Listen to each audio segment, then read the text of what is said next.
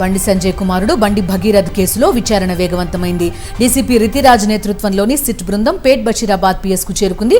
పిఎస్లో బాధితురాలి statement record చేయనుంది SIT బృందం. బండి భగీరథ్ పై నమోదైన పోక్సో కేసులో విచారణ ముమ్మరం చేయగా బాధితురాలి స్టేట్మెంట్ రికార్డు తర్వాత తదుపరి విచారణను కొనసాగించనున్నారు. బండి సంజయ్ కుమారుడు బండి భగీరథ్ కేసులో విచారణ వేగవంతమైంది. డీసీపీ రితిరాజ్ నేతృత్వంలోని సిట్ బృందం పేట్ బషీరాబాద్ పిఎస్కు చేరుకుంది. పిఎస్లో బాధితురాలి స్టేట్మెంట్ రికార్డ్ చేయనుంది సిట్ బృందం.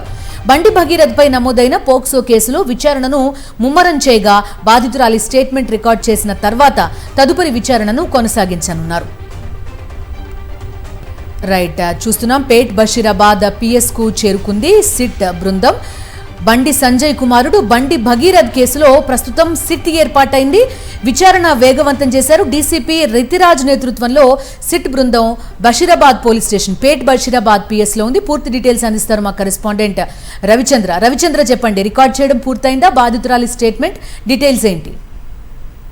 దీనిలో అయితే అందరికి తెలిసినట్లే సాయి భగీరథ్ మీద పోక్సో కేసు నమోదైంది. దానికి సంబంధించి కూడా డీసీపీ అంటే ఈమె సిట్ అధికారిగా నియమించింది ప్రభుత్వం, తెలంగాణ ప్రభుత్వం. దీంతో ఆమె పిఎస్ కు చేరుకొని ఎస్హెచ్ఓలు కావచ్చు, మిగతా పోలీసులు కావచ్చు, కేసు నమోదైనప్పటి నుంచి వివరాలంతా కూడా సేకరిస్తుంది. అయితే మైనర్ బాలికకు సంబంధించి, ఎందుకంటే పోక్సో కేసు కాబట్టి మైనర్ బాలికకు సంబంధించి స్టేట్మెంట్ కూడా తీసుకోవాల్సిన అవసరం ఉందంటూ పోలీసుల్ని ఆదేశించి ఇందులో ఈ మీటింగ్ లో ఏసీపీలతో పాటు ఎస్హెచ్ఓలు కూడా పాల్గొన్నారు. అయితే వేగవంతమైందని చెప్పుకోవచ్చు. మొత్తానికి ఇప్పటి వరకు ఈ అంశంలో భగీరథకు సంబంధించిన కేసు అంశంలో రాజకీయ రంగు కూడా పిలుముకుంది. అటు బీఆర్ఎస్ కాంగ్రెస్ మధ్య, అటు బీజేపీ మధ్య కూడా రాజకీయ రంగు కూడా పిలుపుకుంది. ఆ తర్వాత ఇవాళ సీఎం కూడా దీనికి సంబంధించి సీరియస్ గా అయినట్టు కూడా తెలుస్తుంది. పోలీసు ఉన్నతాధికారులు సీరియస్ అయిన తర్వాత సిట్ ఏర్పాటు చేశారు. అయితే డీసీపీ ఆ ప్రాంతంలో ఉన్నట్టుగా డీసీపీ రితిరాజ్ గైక్వాడ్ ఆధ్వర్యంలో